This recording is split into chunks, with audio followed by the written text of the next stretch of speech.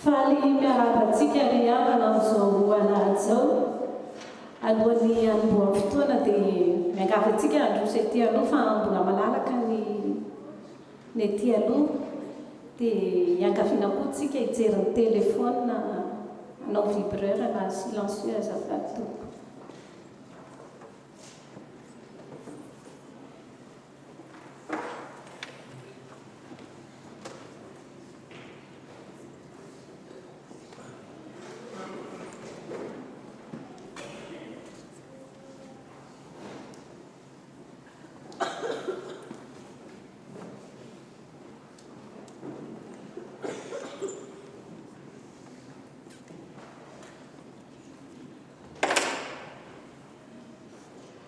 Alahady 4 febroary 2024 novonjena mba hanomboka. Izany ny lohahevitra hoentintsika amin'ity alahady anio ity izay nalaina tao amin'ny marika toko voalohany 9:30 mivaky hoe dia nanatona Jesosy ka nandray ny tanany ary nanarina azy dia afaka nitazony ka dia nanompo azy izy. Ho aminareo mandrakarivana ry havana ny fahasoavana sy ny fiadanana avy amin'Andriamanitra raintsika sy Jesosy Kristy Tompo. Amen. Hideran'Andriamanitra isika amin'ny famakiana ny salamo voalahatra. Alleluia! Fa tsara ny mirao an'Andriamanitsika. Eny mamy sady manaintrika ny fiderana. Manangana ny Jerosalema ny Tompo, mamorona Israely voavoaka izy, manasitrana ny torotoro fo izy ary mameno feriny. Milaza ny isan-kitana izy, samy tononony amin'ny anarany avy reny rehetra reny.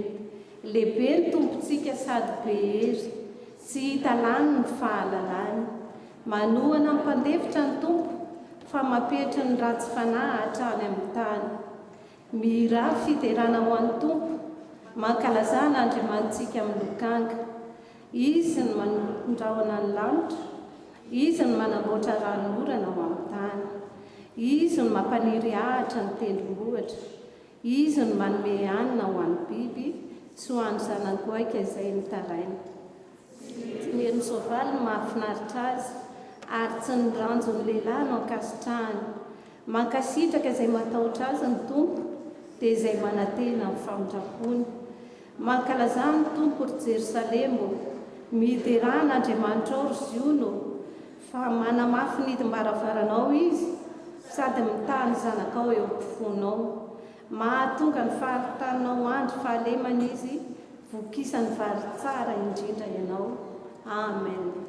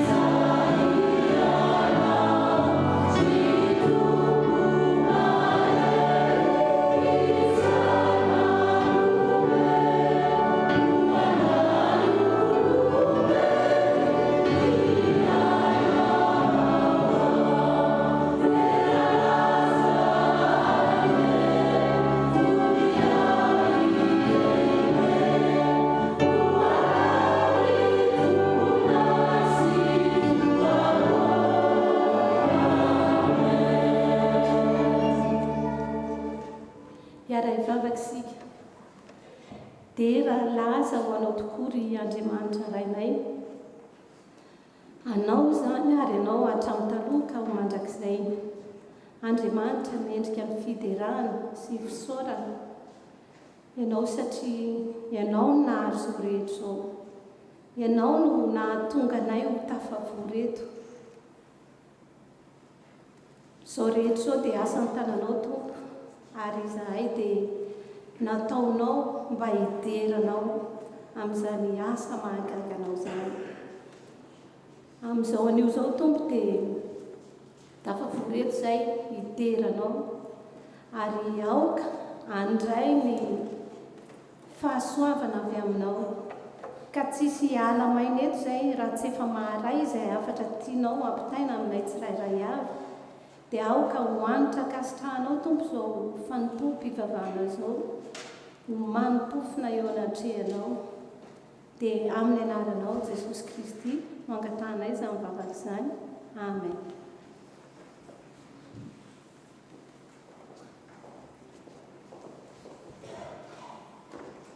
Mipetraka ny fiangonana.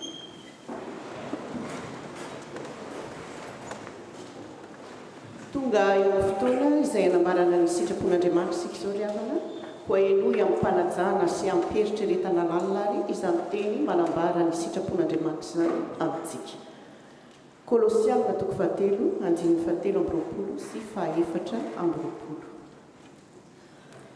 Amin'ny anaran'i Jesosy, ary na inona no ataonareo dia ataovy amin'ny fo tahaka ny ho an'ny tompo fa tsy ho an'olona satria fantatrareo fa ny tompo no andraisanareo ny lova ho valiny fa manompo an'i Kristy tompo ianareo. Amen. Tsy nahatanteraka izany sitrapon'Andriamanitra izany sika ry havana ho andeha hiara-hanondrika mangina ny lohantsika isika ary anaraka ampontsika izao tonom-bavaka izao. Iombom-bavaka isika. Misaotranao indrindra izay ry Andriamanitra raina izay ny an-danitra tsara indrindra. Misaotranao amin'ny alalan'i Jesosy Kristy tompo sy mpamonjy anay. Misaotra indrindra tompo fa afaka indray izay nandreny teninao tamin'ity androany ity izay manambara aminay ny sitraponao. Mahatsiaro menatra sy mangay eo anatrehan'izany sitraponao izany izay tompo satria dia mazany izahay no tsy nanao tamin'ny fo izay rehetra nataonay ary tsy nihevitra izay nataonay akory ho tahaka ny ho anao tomponay fa toa nanao kitoto vonjy-tavanandro fotsiny alasa faisy ny zara fa vita izahay tamin'ny nataonay. Enina ny asanao azy ary dia matetika izahay no mifampiandry toa samy tsy te handray andraikitra mifampijerijery rehefa nao ny asanao toa miandry sitraka manolo izahay rehefa mba manao zavatra kely hany ka matetika tratry ny fahatsoam-panantenana ary tsy misaina akory anao Jesosy ilay niantso sy niraka anay izay ilay tompony asa sy izao rehetra izao. Fonandritra tompo satria dia adinonay tanteraka ny asa-pamonjena lehibe sy mahagaga nataonao anay maimaimpona teo amin'ny azo fijaliana mba ho fanavotana anay. Mifona tompo fa tsy tsaronay velively akory fa novonjenao tamin'nyfitiavana ne izahay mba hanimponay anao ampifaliana sy amin'ny fofeny fitiavana. Mitalao indrindra izay tompo malala kehitriny sasaony rano soso madio izahay mba ho afa-keloka ary diovy izahay mba ho afa-pahotana. Avao izay ao anatinay ny fanahinay tompo ho vomoka nompo anao lalandava ary dia amin'izao sisa izao izahay tompo dia anao fotokoa izay rehetra ataonay na inona ary dia hihevitra izany mandraka riva ho tonony anao izahay satria dia izany indrindra tompo no andraisanay ny lova ho valiny satria manompo anao Jesosy Kristy izahay. Amin'ny anarantsika Jesosy Kristy tsara indrindra anao nanaovanay izany vavaka izany. Amen.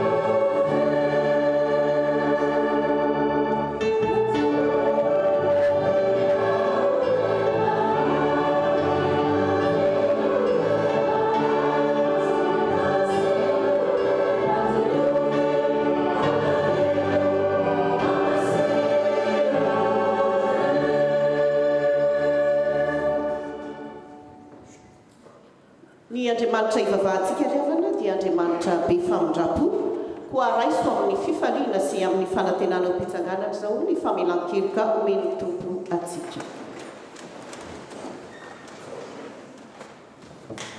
Hoy ny tompo, fitiavana mandrakizay no nitiavako anao, koa izany no nampaharetako famindrapo anao. I Kristy izay tsy nahalala hota dia efa nataon'Andriamanitra hota hamonjy antsika mba ho tonga fahamarinan'Andriamanitra ho aminy kosa isika. Voavela ny helokareo noho ny anarany masina. Halleluja. Amen.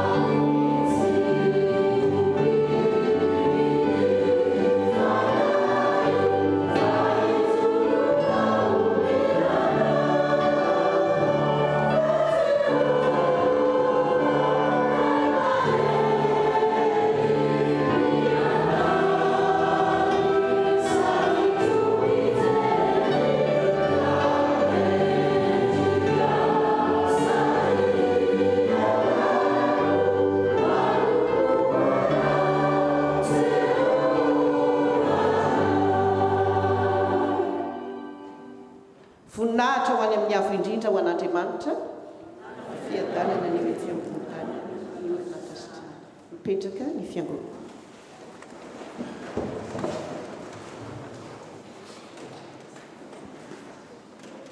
Sao dia tonga eo fotoanany sekoly anatsika riavana.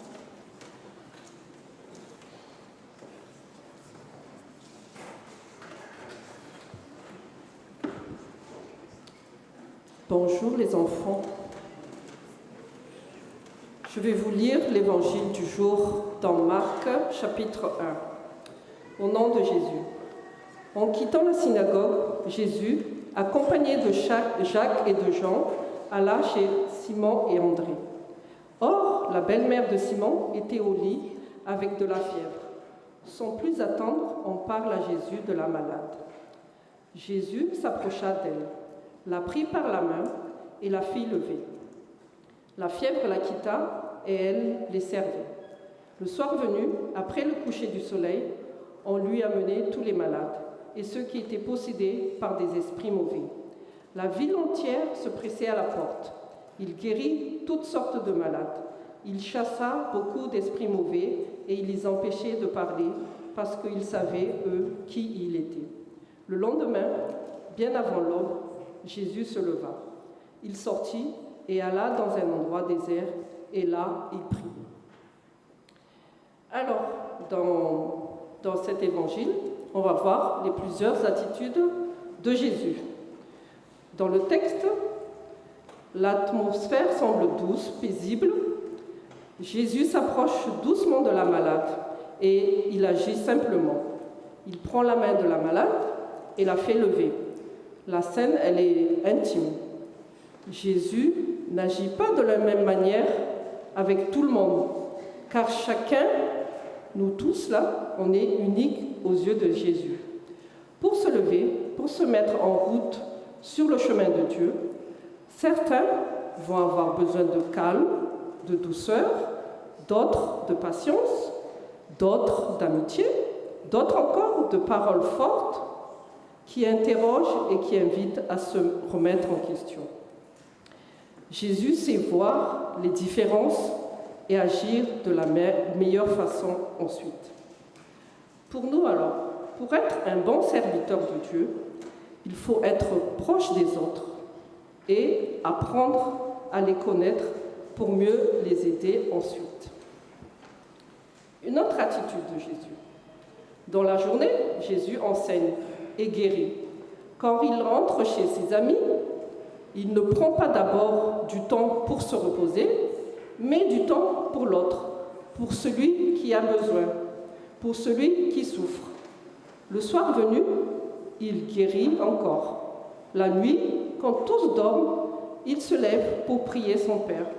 Jésus est toujours disponible pour ceux qui l'appellent.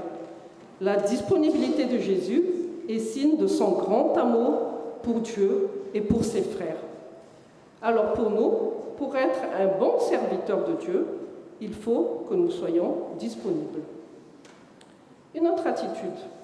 La belle-mère de Simon est malade. Elle est au lit avec de la fièvre. À peine arrivé, Jésus, pleinement disponible, s'approche d'elle. Il la prend par la main et il la fait lever. Le mot « lever » là est très important. C'est le même mot pour parler de la résurrection.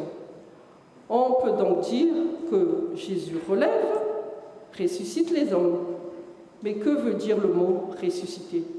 Ici, dans notre texte, la mère de Simon était allongée comme morte, enfermée dans sa maladie.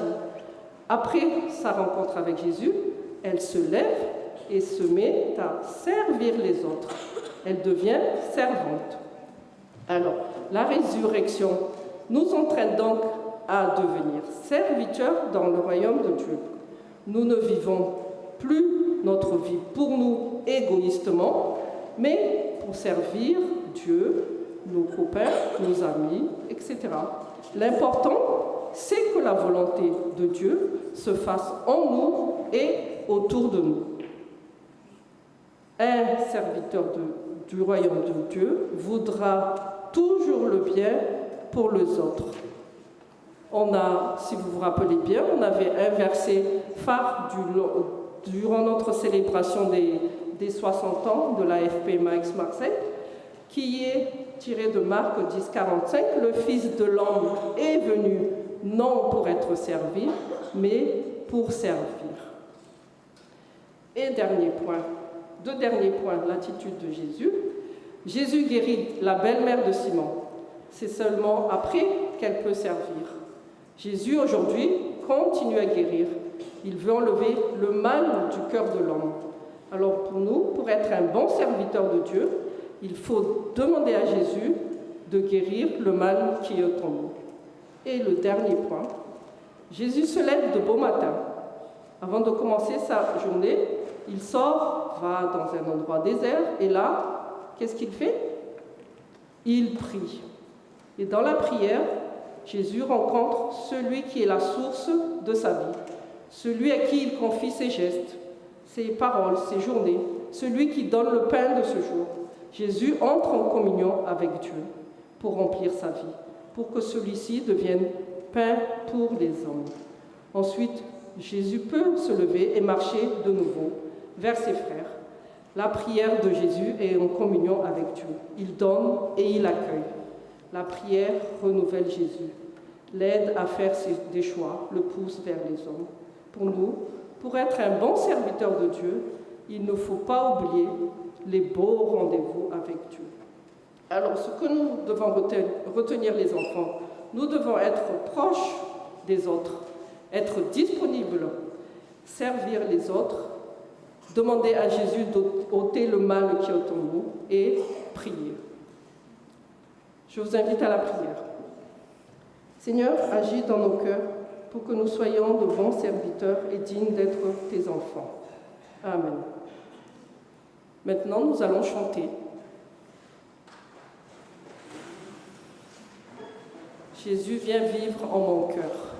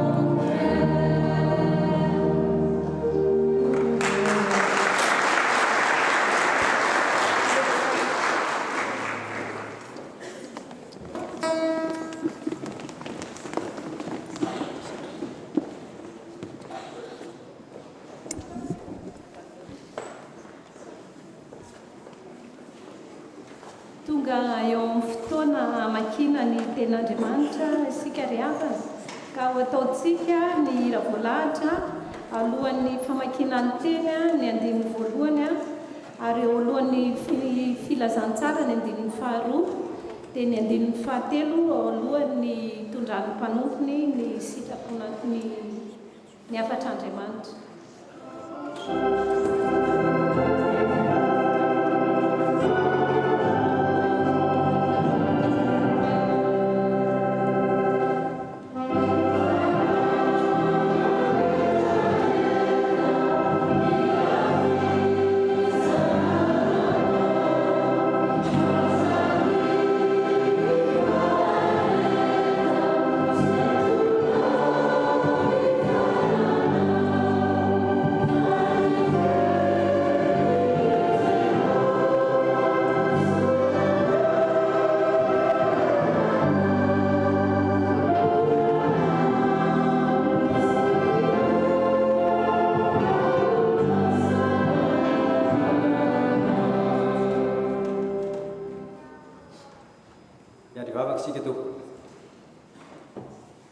Ry Andriamanitra tomponay eo ankehitriny dia ndreto ny vahoakanao iaino sy andre ny teninao masina koa amasino ny tsirairay avy amasino ny mpanomponao tanteraka izany aoka ny teninao hitoetra ty anatinay ary teny masina hitondra fanitsiny ho an'ny tenanay tsirairay avy izany teny masina zany koa dia teny mampahery sy mampatanjaka anay koa mamboary ny fonay andray ny teninao ho fiainanay amin'ny anarany Jesosy Kristy nanovana izany. Amen.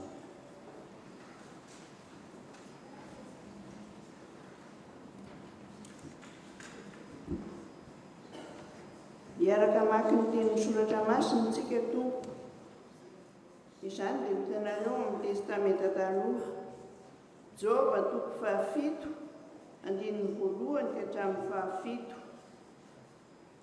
Joba 7 andininy voalohany ka hatramin'ny 7 amin'ny anaran'i Jesosy.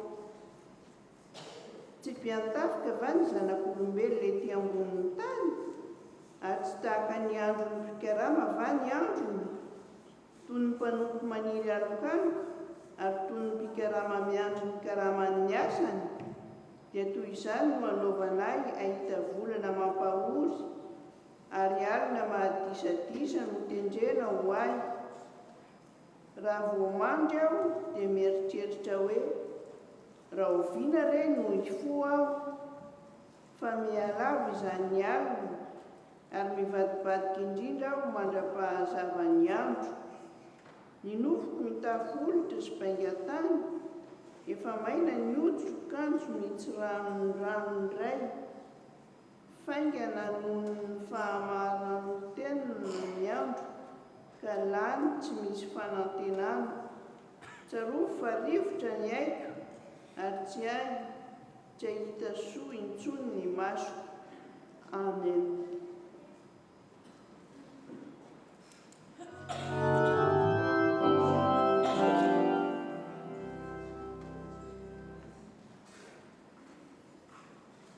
Toizantsika ny vakiteny ao amin'ny Korinthianina voalohany 7 andininy 1 ka hatramin'ny 7.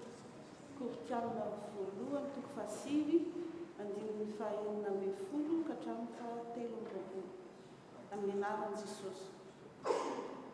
Ary izany rehetra izany dia ataoko noho ny filazantsara mba ho tonga mpiombona aminy aho. Tsy fantatrareo fa izay miazakazaka eo amin'ny tany fiazakazahana dia samy miazakazaka avokoa, nefa ny iray ihany no mahazo ny loka. Miazakazaka toy izany mba hahazahoanareo, miazakazaha toy izany mba hahazahoanareo. Ary ny mpiazakazaka rehetra dia mahony tena amin'ny zavatra rehetra, kanefa ireny dia mitady satroboninahitra mety ho loha ihany, fa isika kosa ny tsy mety ho loha. Raha izao ary dia dia mihazakazaka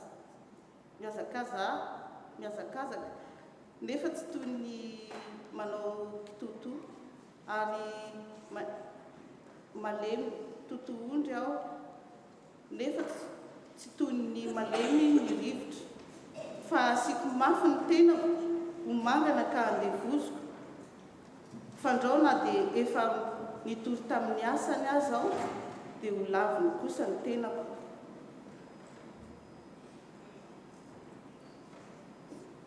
Non.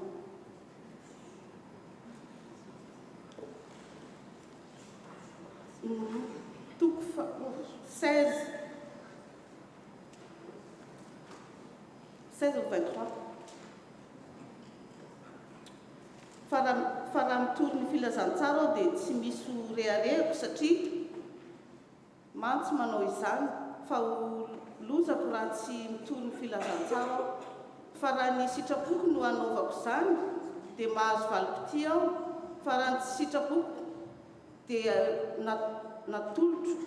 natolotra aho ny andraikitro izany. Inona ary no valim-pity azoko dia izao raha mitory ny filazantsara aho dia tsy asiako fandaovam-bola ny filazantsara fa mba hanapatra ny fahefako amin'ny filazantsara. Fa na dia afaka amin'ny olona rehetra aho zao dia mbola nataoko mpanompon'ny olona rehetra ihany ny tenako mba azahoako maromaro kokoa. Tamin'ny jiosy dia tonga toy ny jiosy aho fa mba azoko ny jiosy tamin'izany ambany lalàna dia tonga toy ny ambany lalàna aho. Na dia tsy ambany lalàna zao dia mba azahoako izany ambany lalàna. Tamin'izay tsy manana lalàna dia toy izay tsy manana lalàna aho kanefa tsy mba olona tsy manana lalàna amin'ny Andriamanitra aho fa ambany lalàna Kristy mba azahoako izay tsy manana lalàna. Tamin'ny malemy dia tonga malemy aho mba azahoako ny malemy dia tonga zavatra rehetra aho amin'ny olona rehetra mba hamonjeko ny asany na iza ary izany rehetra izany dia ataoko noho ny filazantsara mba ho tonga mpiongona aminy aho.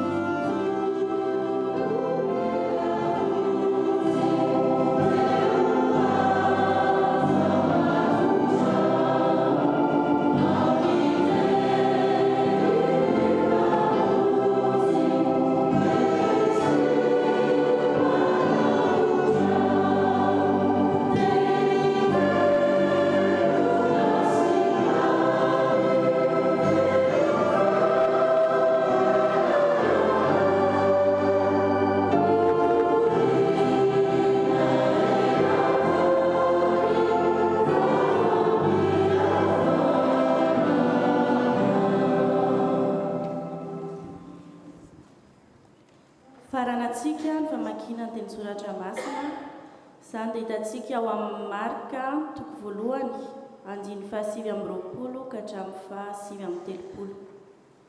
Vakiana amin'ny anaran'i Jesosy. Ary niaraka tamin'izay raha nivoaka avy tao amin'ny sinagogy izy dia niditra tao an-tranon'i Simona sy Andrea Jesosy ary Jakoba sy Jaona. Ary ny rafozam-bavin'i Simona nandry teo nanavy ny tazo. Ary niaraka tamin'izay dia nilaza azy taminy izy ireo. Dia nanantony Jesosy ka nandray ny tanany ary nanarina azy dia afaka ny tazony ka dia nanompo azy izy. Ary noho ny hariva ny andro ka nilentika ny masoandro dia nentina tany aminy ny marary rehetra sy ny demoniaka. Ary ny tao an-tanàna rehetra dia tafangona teo alohan'ny varavarana avokoa. Ary nahasitrana olona maro izay narary ny aretina samihafa izy sady namoaka demonia maro. Ary tsy navela niteny ny demonia satria nahafantatra azy ireny. Ary ho maraina alina koa izy dia nivoaka nakany an-tany foana ka nivavaka tany. Ary nandeha nitady azy Simona sy ny namany. Ary nahita azy izy dia nanao taminy hoe, ny olona rehetra mitady anao, fa io kosa izy taminy.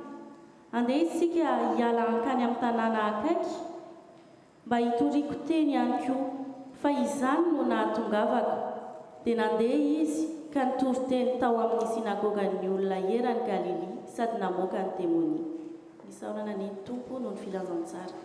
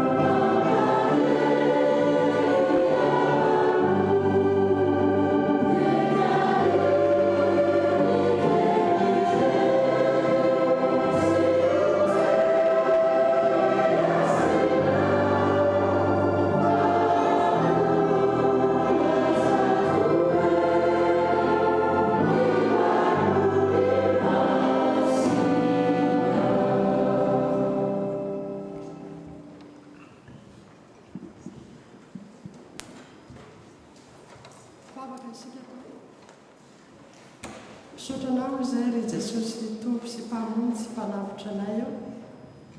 Raha tonga amin'izao fotoana mamy izao, fotoana izay hitenenanao aminay indray, ary dia mangataka anao fanahy masina, hampangina ny tabataba ny fona rehetra, mba hahatonga anay hifantoka amin'ny hafatra sy handray ny teny izay omenao anay ankehitriny.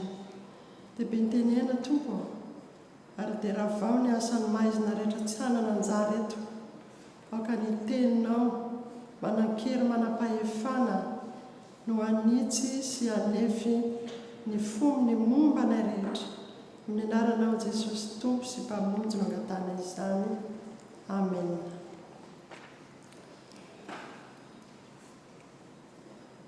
Ry fiangonana malala mbola ampitomboana ho amintsika tsiraray avy anie ny fiadanana, ny fahasoavana avy amin'Andriamanitra ray sy Jesosy Kristy Tompontsika. Ho anao izay manaraka izao fotoana izao amin'ny tambazotra maro samihafa, mitanteraka aminao anie ny teny fikasana rehetra. Amen. Ny perikopa anjarantsika androany ry havana dia izay voasoratra ao amin'ny marika 7 andininy 7 hatramin'ny andininy 7:30 no vakiana tamintsika teo, ary hijerentsika iandiniantsika no hevitra hoe novonjena mba hanompo. Izay zany no jerevantsika androany. Tamin'ny herintsika dia nandreny amin'ny fampianaran' Jesosy misy fahefana.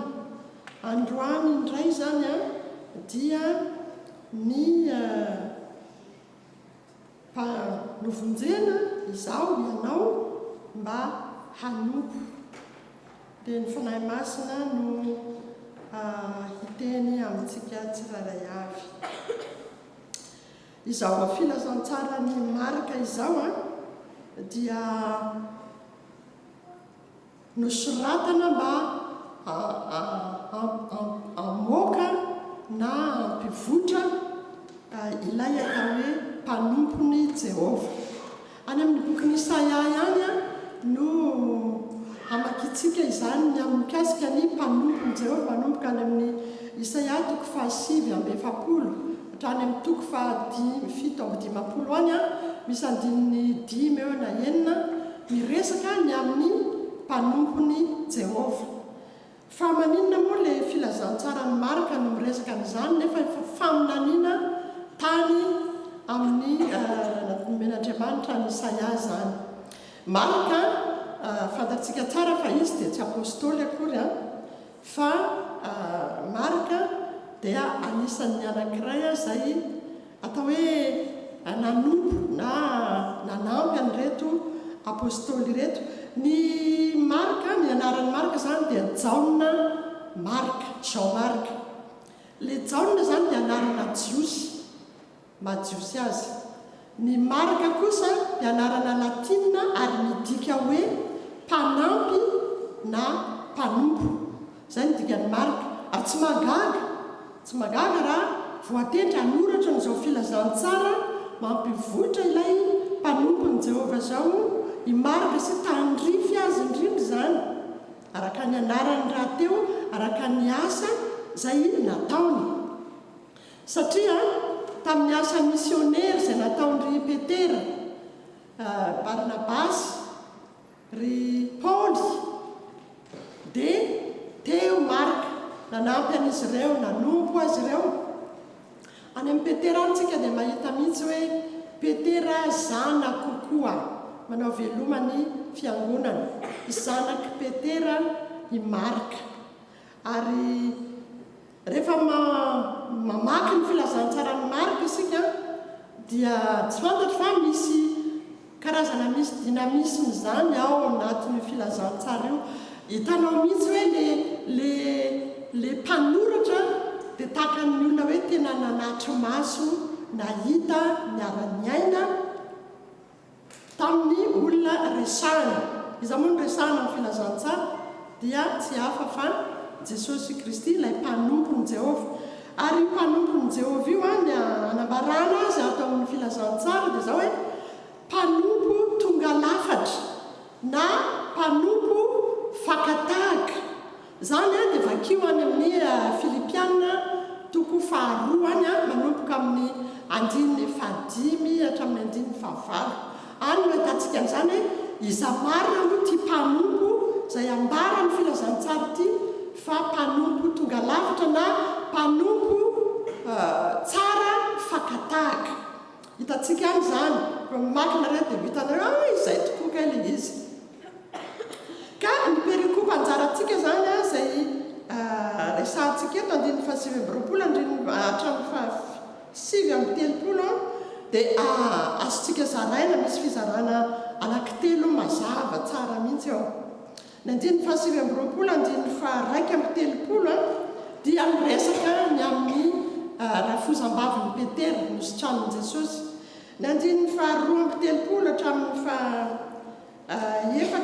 4:30 Jesosy izay nanasitrana ireo marary marobe niangona ny tangorona teo anoloana ny tranon'ny Petera. Ary ny fizarana farany dia ny 5:30 hatramin'ny 7:30 azafady, izay Jesosy nitory teny eran'ny Galili tany amin'ny sinagoga eran'ny Galili. Zay ny fizarana. Anisan'ny manamarika tsara ihany mariana, anisan'ny manamarika ny filazantsarany marika ny expression eto ambony eto hitantsika misoratra amin'ny 5:7 io ary miaraka tamin'izay. Ao amin'ny filazantsarany marika tsika mahita an'izany, ary miaraka tamin'izay raha nivoaka avy tao amin'ny sinagoga izy dia niditra tao an-trano Petera. Tsy misy temps perdu, tsy misy zavatra hafa eritreretina fa tonga dia miala sinagoga miditra ao amin'ny trano Petera. Zany hoe mbola araka ilay lazaiko teo ihany hoe amampiseho toetra anankiray amin'ilay mpanompo ny Jehovah. Zay mpanompon'i Jehovah feno fankatoavana, mpanompon'i Jehovah feno fitiavana amin'ny fanatanterahana ny misiona izay napetraka taminy. Hitantsika nge zany aoriana eo. Izany tsara manamarika an'izany. Inaran-dresahana amin'ilay tapany voalohany eo. Ny voalohany tena tsara jerena zany ary izay raha teo koa ny lohahevitrytsika androany dia ny nataon'i Jesosy tamin'ny rafozam-bavin'i Petera. 1:30 dia nanatona Jesosy ka nandray ny tanany ary nanarina azy dia afaka nitazony ka dia nanompo azy izy. Samy hafa daholo ny fomba fanasitranan'i Jesosy ny olona. Tsisy mitovy mihitsy na ny ray azy. Mety hiteny ianao hoe kony aretina samy hafa koko. Mety ho marina, mety tsy ho marina. Fa ny fomba fanasitranana dia tandrify ny olona tsy rairay isam-batan'olona. Eto izao Jesosy amin'ity rafozam-bavany Petera ity, tsy miteny izy na eran'ny vavany ary, tsy misokatra ny vavany, tsy ambaran'ny mpanoratra izany. Fa ny fantatritsika dia izao hoe tonga Jesosy dia nanatona azy, nandray ny tanany ary nanarina azy. Dia rehefa niarina izy dia niala ny tazo. Mijerentsika akaikikaiky kokoa izany fomba fanasitranana izany. Zany samy hafa ilay fanasitranana. Eo ambanimbany eo izao tsika dia mahita an'ilay boka izay nitaraina. Mbola nanontanian'i Jesosy indray izy inona no tianao ataoko aminao, nefa ilay olona efa boka firehetra efa maharary manaintaina izy Jesosy hoe inona no tianao ataoko aminao.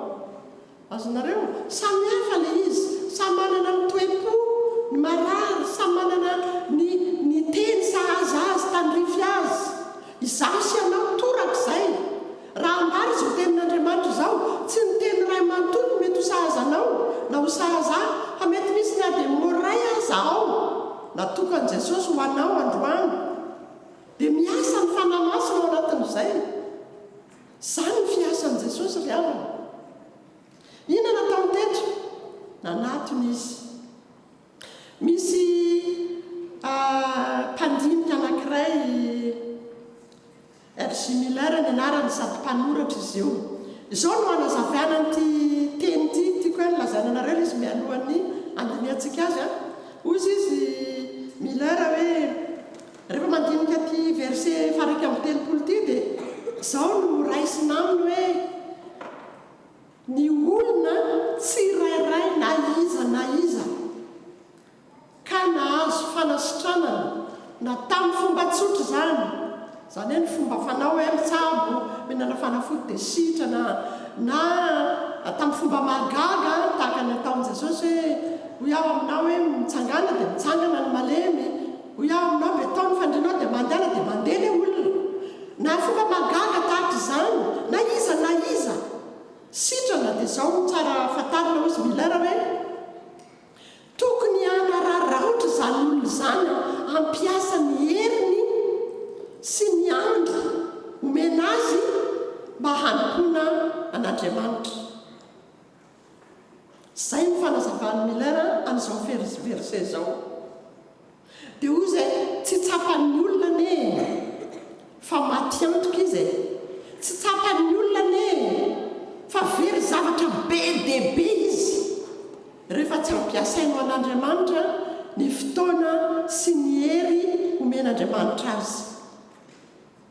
Miller manazava an'izay za tsy mahita izay fahadisoana ekeko ny fanazavany tena marina. Todika amin'ny verset ary tsika ahoana ny ambaran'ny tenin'Andriamanitra. Nanatona Jesosy. Ahoana hozy izy Jesosy? Tsy tonga ho avy ny antsony marina fa ny mpanota mibebaka. Hitantsika eny amin'ny filazantsara omeniomeny ao amin'ny filazantsara na ny synoptika izany, filazantsara ny jaona izany. Hitantsika eo misy olona dia ny olona no mihazakazaka mitady an'i Jesosy manatona, fa misy olona kosa izay hatonin' Jesosy manokana ary direkta tsy miambahamba, tsy miteny akory, tsy manontany. Mety izany koa ny nataon'i Jesosy amintsika sy ianao. Ny aloha dia fantako ny fomba nataony tamiko, izany hoe enjana be ilay izy fa mandany fotoana rahataraina.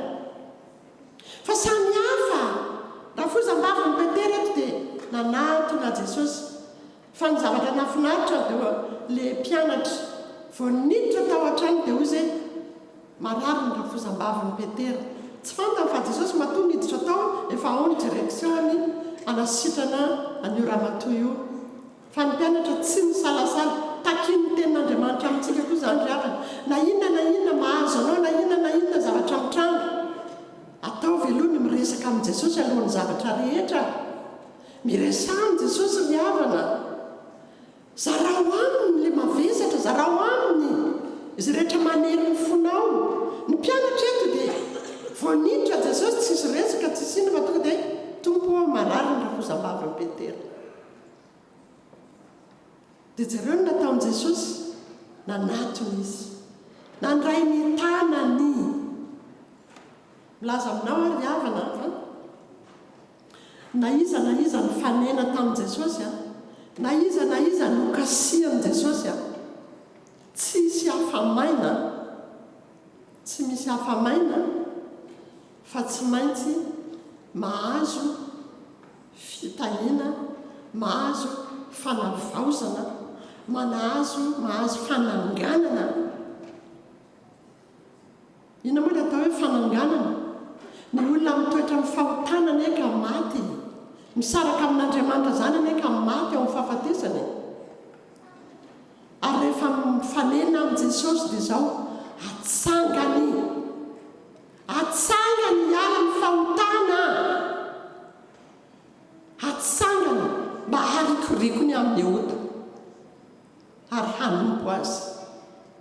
Izany nataony tamin'ny rafozam-bavy ny Petera. Jereo nge nataony ny tety ny raisy ny tanany dia nareniny izy, niala ny tazo dia nanompo azy izy. Io tranon'ny Petera io efa fantatritsika foana zany, averina foana hoe ao ny quartier général andry Jesosy ao amin'io trano io, Capernaum. Ao zany ny ataontsika hoe siège. Ao mivezivezy ao ry zareo, ao misy ary io ramatoa io zany mieritreritra hoe raha mbola tsy nanavy izy dia teo ihany izy afaka nanompo ny fanerasera, fa tratran'ilay tazo izy, ilay fanaviana dia tsy afaka nanompo intsony. Inona ny tian'ny tenin'Andriamanitra hambara amin'izany ry havana? Ny fahotana dia mampisaraka amin'Andriamanitra voalohany indrindra. Ny fahotana dia manakana koa tsy ahafahana manompo amin'Andriamanitra, satria Andriamanitra dia marikoriko azy ny fahotana, ka tsy afaka mifanerasera amin'Andriamanitra ny olona mitoetra amin'ny fahotana. Ary ny fahotana dia tsy ahitana fiadanam-po, tsy ahitana fifaliana. Mety manana fifaliana ilay olona ao anatin'ny fahotana fa saingy izao fifaliana mamitaka, fifaliana mandalo, fifaliana misy vokany fa tsy mandeha ho azy. Izany ny fahotana zany ry havana. Fa ny asan'ny ratsy dia izao ny manakona ny vokatra izany ao anatin'ny fon'ny olona ka mahatonga azy irombelona. Nandray misy mifangana ireo ihany ny mivavaka, za koa ny mivavaka fangana ireo ihany ny mivavaka. Tsy fantany fa le fony efa maty, efa misaraka amin'Andriamanitra, satria tsy afaka olona amin'Andriamanitra, tsy afaka ifanerasera amin'Andriamanitra nohony ny fahotana. Dia izao tazo izao miendrika izany. Mila Jesosy manatona azy, mandray ny tanany ary manala ny tazo. Tsy vitan'izany ihany fa rehefa nialana izy ka niala ny tazo dia nahazo hery izy. Jesosy nanome azy hery mba hahatonga azy hanompo. Dia inona ny vokany eo amin'ny fiainany ty ramatoa ty? Fifaliana, fiadanana. Fifaliana anie zany hoe manompo zany. Fifaliana anie zany ry havana. Raha mbola tsy mahatsara fifaliana anao amin'ny fiantson'Andriamanitra anao na amin'ny fanompona izay apetraka aminao, mieritrereta fa fanompona zany dia miteraka fifaliana, miteraka fiadanana, miteraka fitsaharana. Fa raha mbola mavesatra ny tabataba ny fonao dia miverena amin'Andriamanitra aloha misy tsy mazava ao, misy tsy mazava ao, fa misy ny olona antsoin'Andriamanitra madisadisa, malailay, satria mbola misy hevitra mampisaraka amin'Andriamanitra. Fa nahoana ianao no mety fitamin'ny devoly amin'izany? Izany aneka fa mitahana tsotra izao e, tsy misy afa-tsy ao amin'ny fanomponan'Andriamanitra no isin'ny fitsarana sy ny fiadanana. Dia tsarovy nanompo ny rafozam-bavin'ny Petera ary feno fifaliana izy tamin'izany. Ny endrika izany ry havana tsy voambara amin'ny Korintiana toko voalohany, Korintiana voalohany toko 7 anjarantsika andininy 220 hatramin'ny 720. I Paoly, Saoly moa izany izy raha mbola tsy nantsona. I Paoly dia tsy mba tahaka ny apôstôly rehetra fa ny apôstôly ma tsy nantsona avy anaraka dia nariana daholo ny fanjonoana ohatra ry Petera, ry Jaona, ry Andrea, navela reny fa nanaraka an Jesosy. Ry Filipo tahaka izany, Matio navela ny famoriketra lasa nanaraka an Jesosy, nantsona ireny. Fa i Paoly izay tsy tena hoe ny fitoriana ny filazantsara izany no reharehako izy Paoly. Ahoana ny momba ny Paoly io? Vakio ny asany apôstôly toko 7 nosamboriny Jesosy Paoly, izay ny fanambarana azy, nosamboriny Jesosy Paoly. Rehefa nandeha teny amin'ny lalan'ny Damaskosy, inona natao teny amin'ny lalan'ny Damaskosy? Hanetsika ny kristianina, handeha hisambotra ny kristianina, hanao any kristianina ny amponja, satria manaraka an Jesosy, satria mivavaka an Jesosy, satria mitory ny anaran'i Jesosy. Dia ho samboriny. Izany nataony Saoly teny amin'ny lalan'ny Damaskosy. Dia hoy izy Jesosy tsy anontany hoe fa manina moa ianao ry Saoly? Tonga dia nosamboriny Jesosy i Saoly. Dia hoy izy Saoly, Saoly, nahoana ianao no manenjika ahy? Tsy misy ilay hoe inona no tianao ataoko aminao, tsy misy ilay hoe voavela ny alikao, ny finoanao no navonjanao, tsy izany. Nahoana ianao no manenjika ahy? Io Saoly izay midradradratra mitory filazantsara ho reharehana io, voasambotra io, voasambotra Jesosy io. Dia hoy Saoly, fa iza moa ianao izay enjehako? Izaho no Jesosy izay enjehinao. Eo ary Saoly vao tena lozy ty.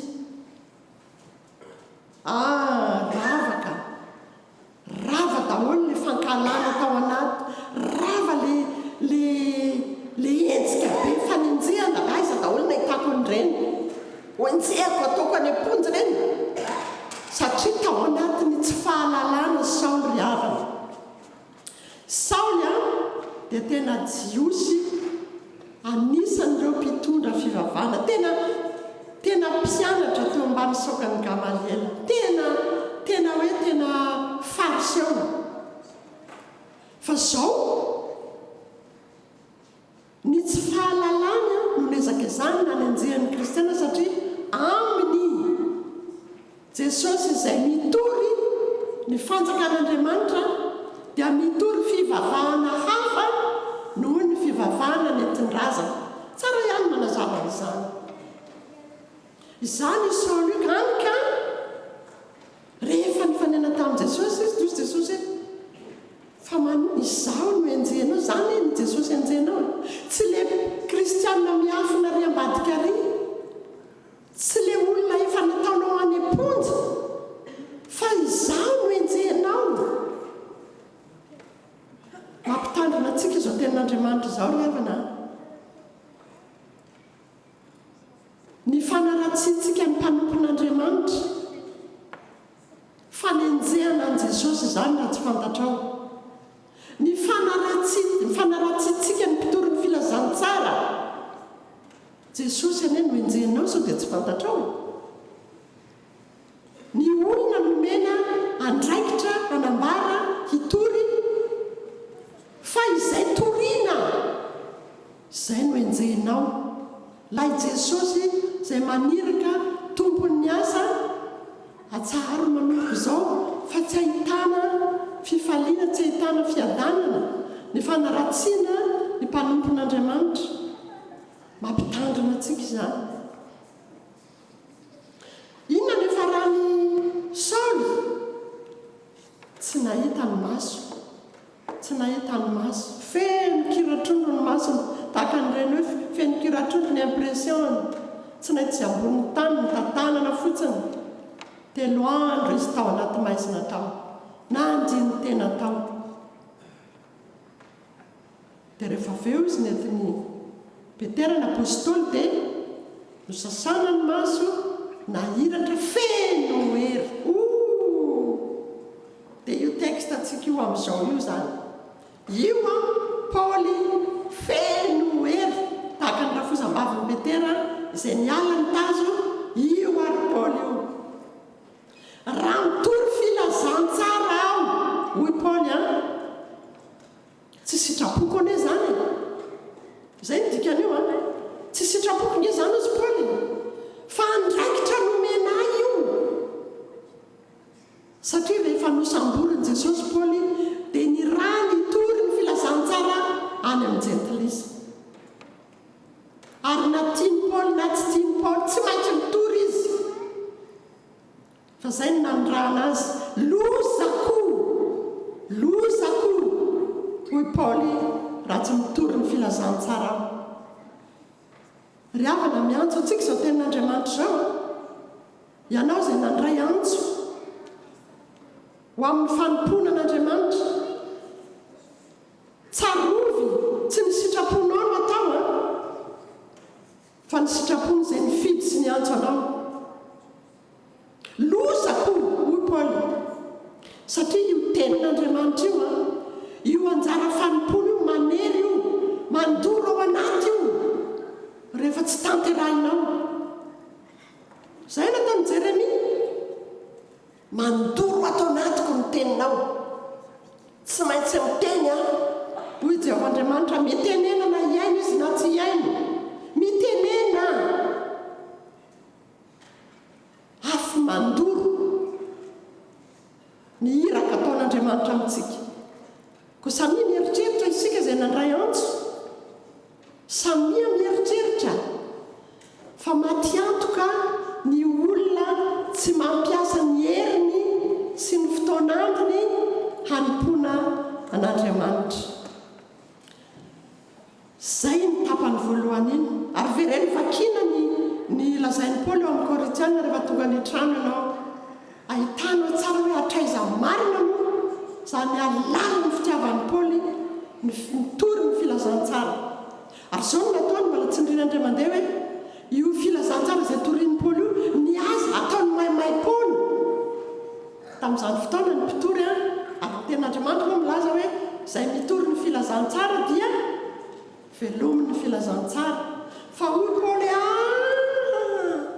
tsy mandray fivelomana amin'ny filazantsara handraikitra nomena io tsy maintsy toriako maimaim-pony izay ilay fifaliana le fizarana maimaim-pony le fitoriana filazantsara maimaim-pony izany no tena fifaliana satria tsy sitrapony io tsy hoe ohatra ny tiako be ty texte ty fa ndraso androany mandeha hitory an'ity dia le mahafinaritra any tantaraiko dia le sitrapoko ao no tiako atao dia lazaiko tsy zany fa tena ambara maimaim-pona ary atao rearea ny fitoriana ny filazantsara satria lay tompo lay Andriamanitra no maniraka sy manome ny iraka ny andraikitra ka irearean'ny Paoly ny fitoriana ny filazantsara irearean'ny Paoly mafy mihitsy zany ary dia makatahaka an'izany sika fa ny fiantsoan'Andriamanitra nge ka miteraka fifaliana ao anaty tsy mandeha tsony le micro a sa mbola mandeha maheno ve nareo miteraka fifaliana ao anaty io a ary miteraka fiadanana aveloko zany mba tsy ho diso hevitra isika fa tsy mangeja ny fiantson'Andriamanitra, tsy maneritery ny fiantson'Andriamanitra, tsy mavesatra ny fiantson'Andriamanitra, fa fifaliana fiadanam-po zany no fonosiny fanirahan'Andriamanitra. Eo amin'ny tapany faharoa izay niresantsika teo a, 3 hatramin'ny 4 Jesosy manasitrana ny aretina maro. Ny vahoaka zany efa mahafantatra hoe manahoana milaza amin'ity Jesosy ity, manahoana Jesosy manasitrana, Jesosy manafaka ny olona, Jesosy manome famelan-keloka. Dia mirodorodo tokoa ny olona tonga eo amin'ny manoloan'ny trano Petera izy a, ary mitady fanasitranana, mitady fanafana, mitady famelan-keloka. Dia izay raha teo ny misionan Jesosy, fantany zany fa eo reo olona reo ary dia nositraniny arak'izany. Hitantsika ihany eto ny fanajany jiosy amin'ny lalàna sabata ny andro ary tsy afaka nanatona an Jesosy satria aminy izany atao hoe fanasitranana izany dia asa ohatra ny asa ataontsika andavanandro, asan Jesosy zany raha lazainy zay asan Jesosy dokotera zany fieritreretany azy Jesosy dia manasika ka tsy azo atao ny manatona azy fa aleo no fatiny masoandro zay vao mandeha any fa sabata ny andro. Zany hoe tsy mbola mahatakatra hoe atraiza marina ity Jesosy izay eo amin'ny loany ity, izay manatrika azy ity. Ny zavatra mahavariana nefa dia izao, ny devoly mahafantatra, ny devoly mahafantatra ary hatrany nombenombena ny filazantsara. Ampanginy Jesosy mangina, tsy mahazo miteny, tsy mahazo milaza izay ahafantarany olona azy. Fa reo vahoaka rehetrareo ary miporofony zany dia hitantsika eo amin'ny tapany fahatelo tsy miverina tany Jesosy, satria mbola miverina tao reo olona reo, ny apitso marainy tonga tao daholo reo, mitondra ny marary hafa indray, sy misy koa izay tonga jery hoe fa inona marina moa le ataon'ilay zalahy iny eo, atonga koa izy jery. Mety misy ohatr'izany ny olona tonga any amin'ny fitaovavahany par curiosité, fa inona marina moa tena andehananareo any, fa misy inona marina ao e. Dia niverina tao reo olona reo no man'ny apitsy fa ozy Jesosy ary ny anirahana. Fa izay sitrana tamin'iny dia nahazo ny sahaza ny tandrify tokony ho azy. Izay ny tapany faharoa hitantsika hoe ny olona izay tonga dia tsy ary nokasihan Jesosy daholo eny e, be tapeny ny olona tao e, fa ny marary izay voakasiky Jesosy dia sitrana, ny demoniaka izay voakasiky Jesosy dia afaka.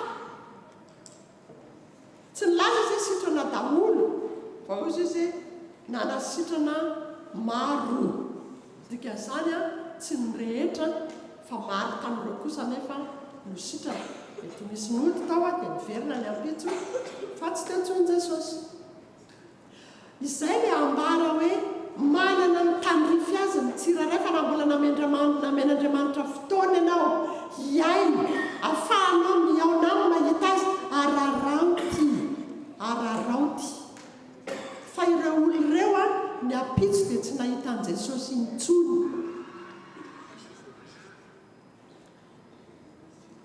Tapany farany ny zavatra tsapy eto dia izao hoe Jesosy ny foa maraina alina koa. Any amin'ny divadiva maraina any, amin'ny efatrany, any amin'ny telo maraina any hoany, dia mandeha mitokana any an'efitra mivavaka ilay mpanompony Jehova lazay ny tenin'Andriamanitra fa tonga lafatra ilay mpanompony Jehova feno fankatoavana no mandeha mitokana mivavaka rehefa mivavaka dia mangataka hery mangataka hoe ahoana indray moa zany zao ny programa androany ray zany angely izy mametraka amin'ny tontolo andro ary eo no mandray ny mission ho amin'ny tontolo andro naiza misy an' Jesosy io vavaka io tsy misaraka io ary izy maraina dia mivavaka mitokana mivavaka tsy fantatra hoe ao anatin'ny anjara fanompony tsika asa manahoana ny fanomanantsika ny anjara fanompontsika nandray sasany tonga azy adino ny akanjo adino ny baiboly nandray tonga ny sasany amaky teny tsy niomana akory fa rehefa tonga eo dia mandrehatra be fotsiny eo tsy fantatra misy zavatra ohatran'izany mitranga fa ny tenin'Andriamanitra dia mampianatra atsika hoe miomana re olona mba homany re olona le fanompona ataotsika tsy asatsika ne io tsy manira-tena mihitsika fa irahina dia mba miresamy le maniraka anao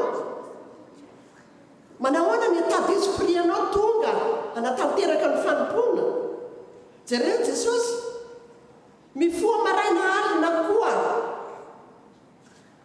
izany koa midikany le hoe tsy miverina antsika fa ndao fa hitoro tena any amin'ny tany satria nomen'Andriamanitra baiko hiraka izy izaho any tsy tonga ho aho izy Jesosy fa ndray maniraka dia manahoana ianao ao anatin'ilay fanomponao mba mandray an'izany ve mba mandray an'izany dinidinika izany ve amin'ilay mpaniraka miantso antsika izao tenin'Andriamanitra izao lena samy eritreritra tsika nandray sasany misaviritaka be aiza niany atsika manahirina ihany fa mitokana aloha mivavah miainohan'ilay hiraka aloha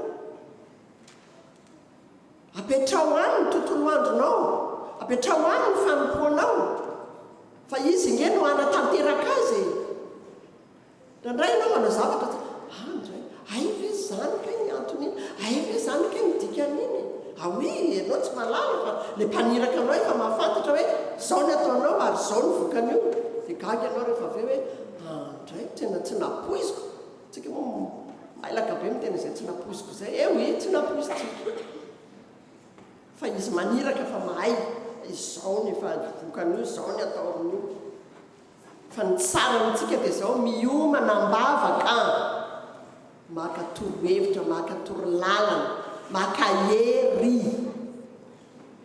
tsy ny herinao amin'ny fahaizanao na zato taonina aza ny diplomanao tsy hisy idirany na kely ary fa Andriamanitra no maniraka Andriamanitra no manome anao ny torolalana rehetra ahafahanao manatanteraka ny fanomponao Jesosy aza mpanompo n'Andriamanitra tonga lafatra manatona an'Andriamanitra ray maka hery miain'ny feony miain'ny torolalana rehetra io ny profo ny mpianatra rehefa tonga andray ianao kay tokana mivavaka taty antao angana fa le olona atsy efa ao miandro be dia be ao ny olona ozy Jesosy tsy any hafaty tsy ny sitrapony Jesosy ny atao fa ny sitrapony ny ray any amin'ny jaona vakio jaona toko faefatra andiny faefatra amin'ny telopolo ny haniko dia manao ny sitrapon'ny raiko zany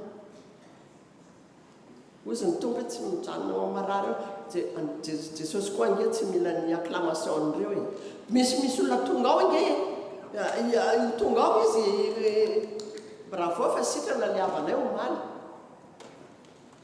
tsy mila n'izany Jesosy tsy mila sitraka amin'olona izy ary ny mpanompon'andriamanitra izay nantsony tsy mila sitraka amin'olona tandre milatsaka mifakam-panahy. Raha mbola mila sitraka amin'olona isika dia tsy mpanompon'i Kristy. Tsy mpanompon'i Kristy ny olona mila sitraka amin'olona. Sao dia nitava rainjehan-drakoto sy rasono manahirana anao, maty antoka ianao. Maty antoka ianao. Mitory ny tenin'Andriamanitra eran'ny Galili, any amin'ny sinagoga, any nanoran'Andriamanitra azy. Hanambara ny fanjakan'Andriamanitra. Izay io tapany fahatelo io, ary mampianatra antsika foana ny tenin'Andriamanitra. Fa raha Jesosy izay mpanompon'Andriamanitra tonga lafatra, mila mitokana mivavaka tout moment zavatra rehetra. Ianao mba ahoana? Izao ahoana? Ilain'Andriamanitra tsika miorina amin'izany fiainam-bavaka izany. Izay ny voalohany indrindra. Manana fiainam-bavaka, ny mpanompo vao antsy dia manana fiainam-bavaka. Ary dia izao an'i Paoly izao izao fiainan'i Paoly izao. Rehefa miaraka amin'ny olona tsy hoe zahatiko izany izao no mambavaka. Nareo nga ohatran'izao, nareo. Hoy Paoly tany amin'ny Jiosy dia tonga Jiosy, tany amin'ny tsy misy lalàna dia tsisy lalàna, tany amin'izao rehetrarehetra izao dia lasa tena ohatran'izao rehetrarehetra izao. Tsy milaza koa hoe manao an'ilay izy fa mba ahafahako maka ny fony ka mandray ny teniko izy amin'ny mpitiavana koa dia miaraka aminy dia mety gaga izy niovy le rifa ohatra lasa ohatra anay indray diso hevitra non le fo zay ny tadiavin'ny Paoly mba hahatonga ilay fon'ilay olona ho babin'i Kristy, ho babin'ny tenin'Andriamanitra, ho babin'ny fitiavan'i Jesosy. Zay ny antony. So dia lasa tonga indray tsika hoe Paoly nandeha nakary ndao mety ka izany. Oketsy any ianao samboran'i Jesosy gaga any. Miantso antsika ny tenin'Andriamanitra riavana, mahereza fa mampianatra ny tenin'Andriamanitra, manefy ny tenin'Andriamanitra. Tsy mba matiatoka ny olona mandre ny tenin'Andriamanitra. Na inona teny ataon'Andriamanitra aminao, misy anjara anao hoe aza mieritreritra anao hoe tena nandeha tany tsy mba nisy zavatra azoko mihitsy na ny kely mety tsy azonao androany, mety ho azonao afaka kelikely dia ozana hoe izany tokoa ka ilay izy hoe mety tsy azonao izy androany, mety amanaraka ho azo. Dia isaorantsika ny tompo ny teniny ary dia ho azy rery ny voninahitra mandrakizay mivavaka isika. Misaotranao izay Jesosy tompo amin'ny telo izay nomenao anay indray androany. Miasa mahery ianao Jesosy tompo amin'ny teninao ikasika ny fon'olona izay efa nomaninao, handray anao ary handray ny hera avy aminao, handray ny fanavaozana avy aminao. Dia misaotranao izahay Jesosy amin'ny asanao, amin'ny asa mpamonjena vitanao, misaotra mpamonjy eo ameny fifaliana sy fiderana ny fiainanay ianao mba hahatonga ny voninahitra ao hamirapiratra ao amin'ny fiangonanao manontolo. Ny anaranao Jesosy tianay, nanaovanay izany vavaka izany. Amen.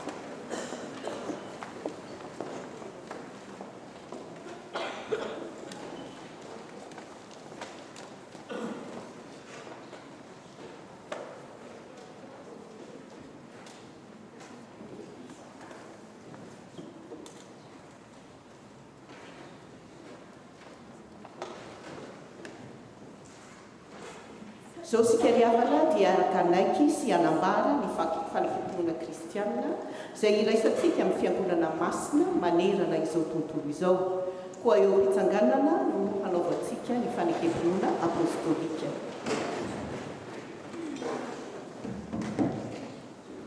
Mino an'Andriamanitra raitsy mpanao ny lanitra sy ny tany ary mino an' Jesosy Kristy zanalay tokana atontsika izay mitorotoroana tamin'ny faratisa nateraka Maria Virgile nijaly nanapaka Pontio Pilato nombona tamin'ny hazo fijaliana maty karateraka midina tamin'ny fiainatsy nitsangana tamin'ny maty tamin'ny andro fahatelo niakatra ao an-danitra mipetraka eo kavanan'Andriamanitra raitsy avy any miaviny ny tsara ny sy maty.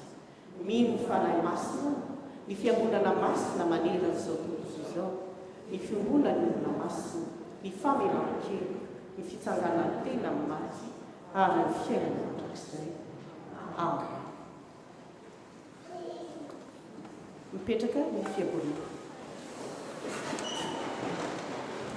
Tonga eo amin'ny fotoana izay hanambarana ny raharahany fiangonana isika izao ry havana. Koa mangataka ny tompon'andraikitra hanambary izany raharahany fiangonana izany amintsika.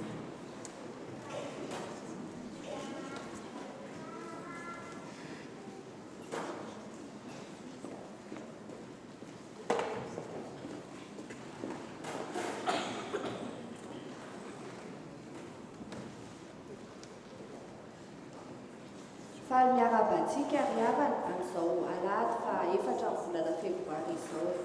Miaraba ihany koa ireo izay manaraka izao fitaovana izao amin'ny alalan'ny tambazotra YouTube ary Zoom. Ho aminareo anieny fahasoavana sy ny fiadanana avy amin'Andriamanitra iray sy Jesosy Kristy Tompo. Misaotra ny ramatoisany Randriamanantena Anitra sy Zoskot isika nitarika antsika tamin'ny fitaovana ary ramatory Karamiadana Arso nitondra ny afatra Andriamanitra ho antsika. Misaotra koa ireo rehetra nandray anjara tamin'ny fanatontosana izao fotoana izao. Raha misy amintsika misamba vao manatrika izao fotoana izao, tonga eto amin'ny fitandremana Aix Marseille dia angaviana mba hitsangana fa ho arabain'ny fiangonana.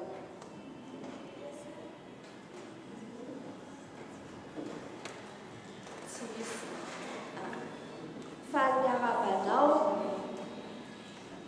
miarabanao tonga soa eto amin'ny fitandremana Aix Marseille. Andriamanitra be fitiavana ilay hitantananao raha mitoetra na mandalo ianao. Raha sitraka ao tompoko dia rehefa vita amin'ny fitaovana dia anatonanao ny ekipa accueil akany mombamombanao. Saotra indrindra. Toy izao indray ny fandaharam-potoanantsika manaraka. Ny fiangonana dia manomboka amin'ny folo sasany isaky ny alahady. Misy hatrany ny fampitana ny fanompoam-pivavahana amin'ny alalan'ny Zoom, YouTube ary ny traduction simultanée. Ny asa fanatsarana ny fiangonana dia isaky ny sabotsy amin'ny 9 ora ka hatramin'ny 4 ora. Afaka manantona ny birao izay maniry ikarakara sakafo. Fanadiovana ny fiangonana sy ny liturgie amin'ny 10 sy 11 volana febroary dia anjaran'ny SLK.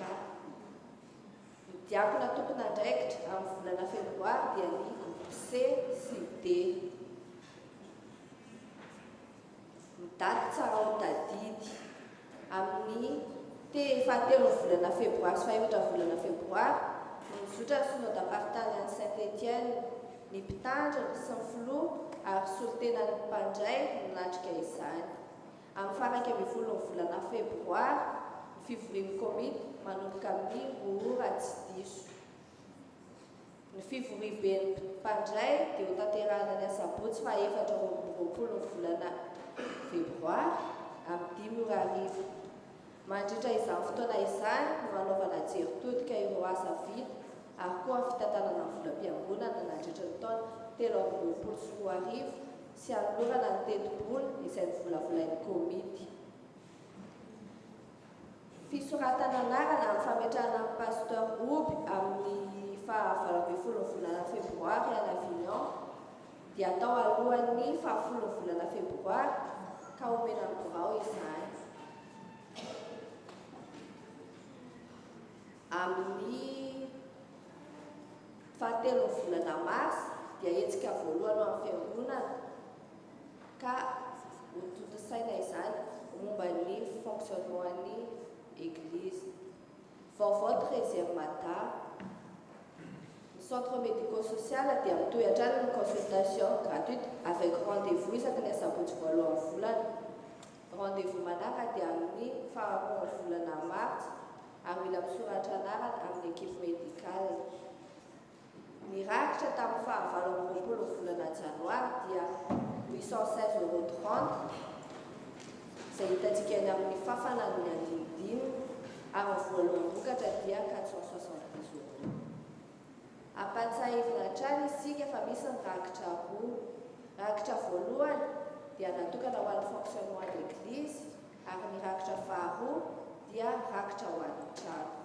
Tsy misy ny panier collecté. Ny ekipa finance le vonina trano hatray ny voalohany vokatra sy ny fanomezana izay tolontsika etsy aoriana. Banque alimentaire. Ny banque alimentaire dia misokatra trano ho an'izay mila izany. Izany dia hitantsika atsy amin'ny sarikate, azo atao ihany koa manantona amin'ny tompon'andraikitra ary raisina an-tanandroa ireo izay maniry halohana izany amin'ny fanomezana ny produits de première nécessité toy ny menaka, atody, conserve. Izay indray ary vaovao sy ny asa mianatra antsika aoka hitondra-bavaka izany isika. Mirary herinandro soa eo ambany fitahiry tompo ho azy ireny any amin'ny voninahitra.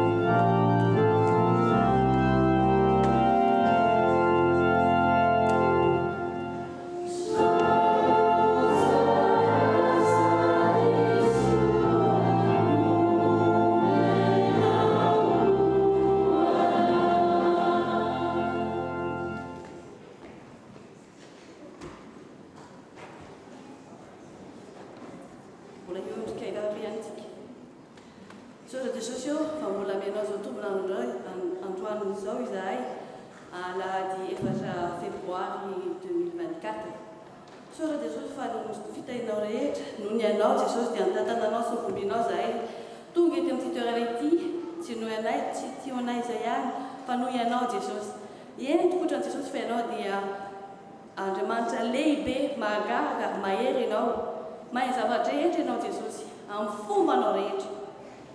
Jesosy io, indreto izahay mpanomponao, mangataka anao zay Jesosy, ampio ahafahanay manohy hatrany, mametraka ny vola any amin'ny diocèse Jesosy, izay mila fahatsarana angambana tsoaty, fa tsy anay manao an'izany, fa mangataka ny herinao zay Jesosy anatanteraka izany. Ary misaotra anao Jesosy an'ireo olona mpanomponao izay savidinao tokotrany, manana ny talentany zareo, na lahy na vavy, amin'ny fanaovana trano Jesosy dia misaotra anao zany, fa amenao fahaizana ny olombelona. Eny Jesosy, nefa ny trano nefa raha tsy avy aminao, raha tsy vitanao Jesosy, raha tsy ny trano Jesosy vitanao dia tsy hain'ny olombelona manao an'izany. Ary misaotra Jesosy amin'ny fomban'ireo rehetra amin'ny zava-rehetra. Amen.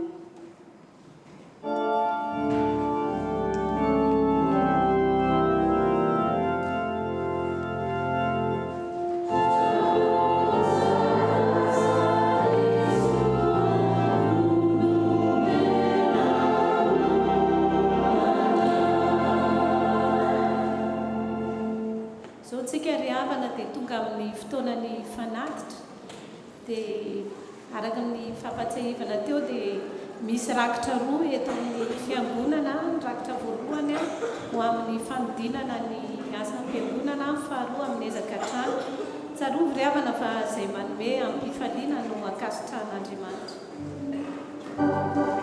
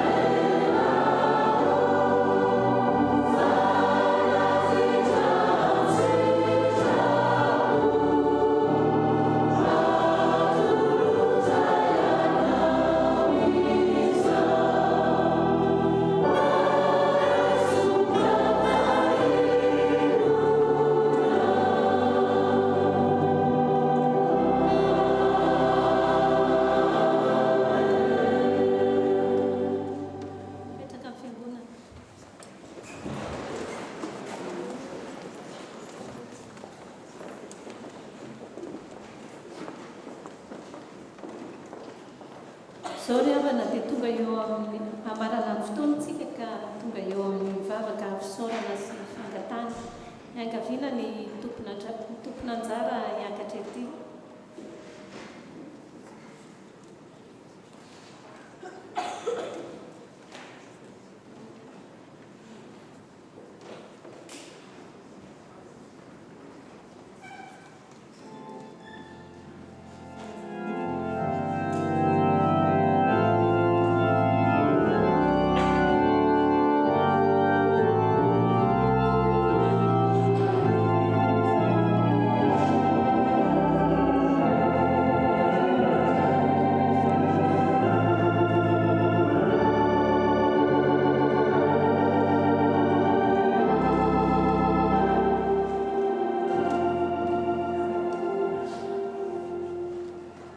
Mbola hiara ivavatsika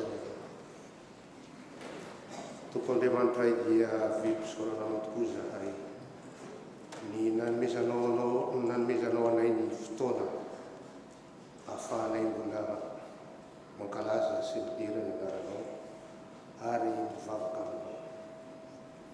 Saotra indrindra Tompo ny amin'ny famelam-keloka, misaotra ny amin'ny teny masinao, indrindra ny amin'ny fampatsehivana anay fa olona nantsoinao zahay ho tonga eto amin'ity toerana ity hiara ivavaka ary natao hanompo anao fa tsy ho tokoa. Eny mankasitraka tokoa zahay Tompo fa mbola nomenao havelomana izahay koa dia araraotinay zany anyfonanao dia mangataka aminao zahay Tompo, mbola nomezanao anay tsirairay avy tomponano iarahanay mifaly amin'ny riri ary fampitarika ny amin'ny fanotonanao koa dia ampaherezo mandrakarivo zahay Tompo satria izany no zavatra tsara indrindra eto amin'ny fiainanay. Eny Tompo, maro aminay ny tokateny, maro aminay ny salama, maro aminay ny marofofo, ko mangataka aminao zahay ny hanomezanao anay ny fahasoavana, ny hamanginao anay tsirairay avy, toseho ny fonay Tompo ary ampairato ny masom-pananay ihany koa, ahafantaranay tsara fa ianao no mpanjakan'izao rehetra zao, ianao no namorona, ianao no manome, ianao koa no maty. Ka raha sitrako Tompo dia asa avao ny fonay ihany koa, mahay famela heloka, mahay ifampitarika amin'ny tsara fa tsy ho lany andro amin'ny fitanisana izay mampimena izay tsy mety atao amin'ny zana-kotoena. Ny tsy salama Tompo dia ianao ny tsako azy ary izay tapahoriana koa dia ianao no ampitony ny fon'izy ireo ary ampitraka manakarivo eo amin'ny asa izay sahaninay Tompo, indrindra eto amin'ny fivoranao dia be ny vokatra ho ianao kanefa mpiasa ny vitsy. Mangataka aminao zahay ny hanomezanao anay olona hay itory ny teny tsoratra masinao ary amory ny olona marobe iova fo tonga kristianina mavitrika amin'ny fanotonanao. Eny Tompo, mivavaka koa izahay ho an'ny firenena izay niavianay Madagasikara.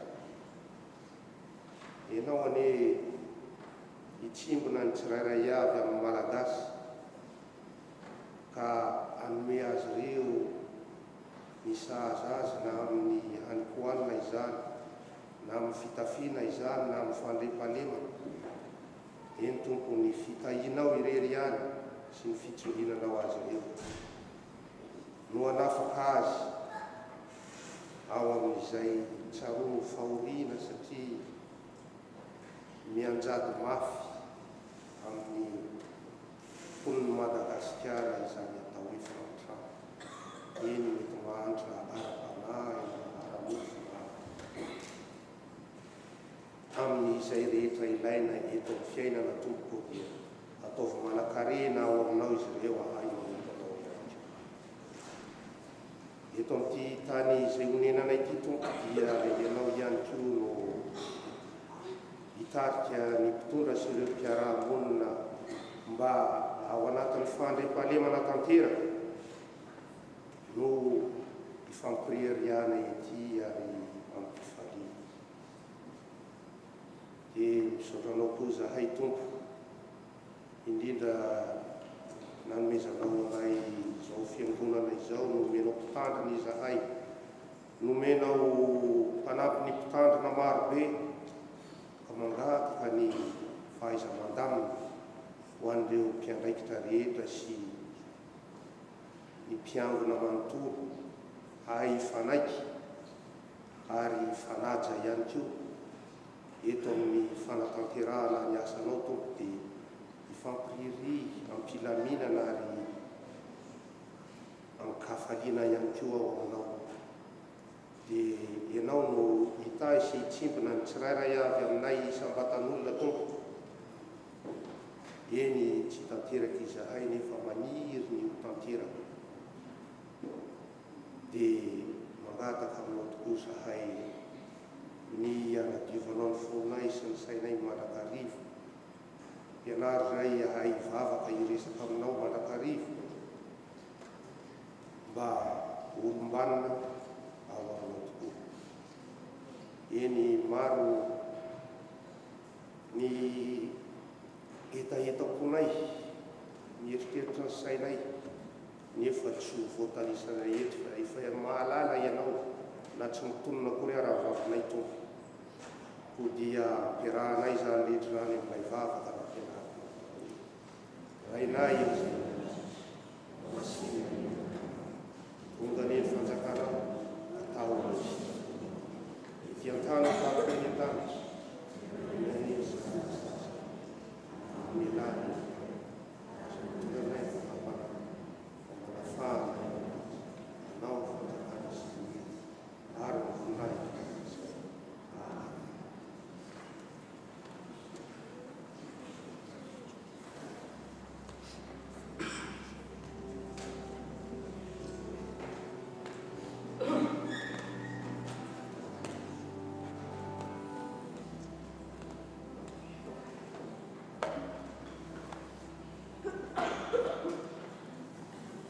Alohan'ny hanomezana ny afatra sy ny tsodrandry amina dia ataontsika mira voalahatra.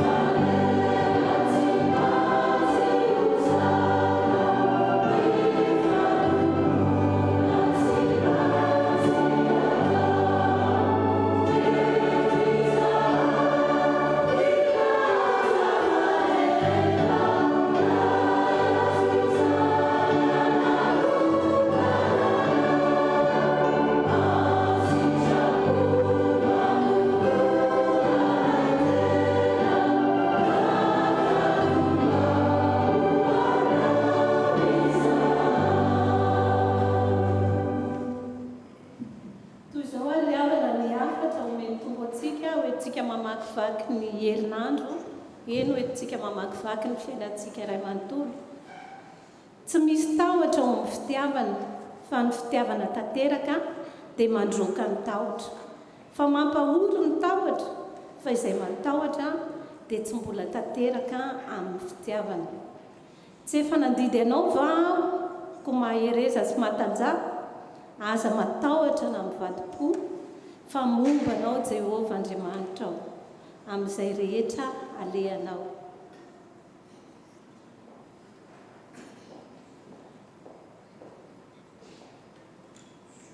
raha iso amin'ny finoana ary zao ry havana ny tsodrano atolotra anareo amin'ny anaran'ny tompo.